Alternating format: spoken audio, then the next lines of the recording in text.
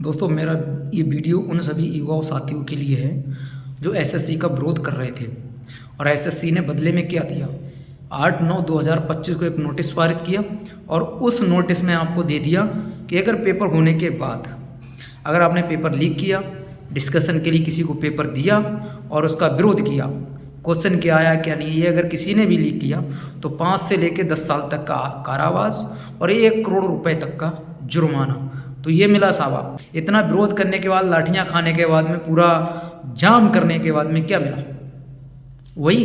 इसलिए एसएससी का विरोध ना करो दोस्तों। अगर विरोध करना है तो सरकार का विरोध करो, सरकार में बैठे हुए एमएलए एमपीस का विरोध करो।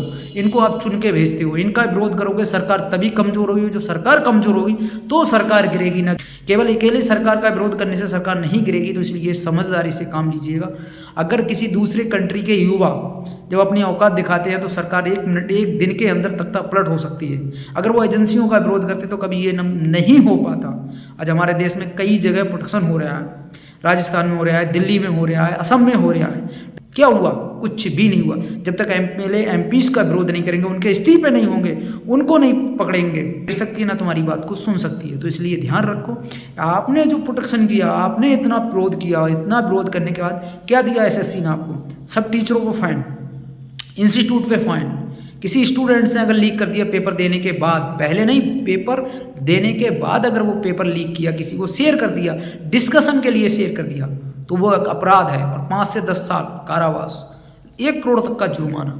क्या है इस देश की सोच? अनपढ़ लोग सरकार में बैठेंगे तो यही होगा। इसलिए मेरी अपील है सारे युवाओं से, मैंने भी एसएससी के बहुत पेपर दिए हैं, क्या करें, नहीं हुआ सिलेक्शन। कारण यही है। कब तक विरोध करोगे? इनका विरोध करने से कुछ नहीं होगा। विरोध करना है तो सरकार का विरोध करिए, सरकार को उखाड़ के फेंकिए। एसएससी तो सरकार की कठपुतली बन के रह गई है। सरकार जो चाहती है वो एजेंसियां वो करती हैं, क्योंकि सत्ता में वो बैठे हुए हैं तो एजेंसियां ही वो करेंगी जो वो चाहेंगे। तुम चाहोगे और नहीं करना चाह रही सब, तो सबसे पहले उनको खदेड़ना शुरू करो जो आपके एरिया का, आपके क्षेत्र का एमएलए है, एमपी है, विधायक है, सांसद है। इनको खदेड़ना शुरू करो, चाहे किसी पार्टी का हो। संसद में जब आपकी आवाज़ उठाएंगे तब सरकार कमजोर होगी। इनके इस्तीफे करवाओ ना।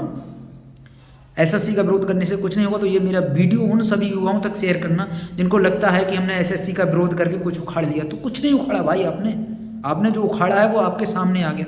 नोटिस में डाल देता हूँ, अभी देख लेना कि इसमें क्या क्या लिखा हुआ है।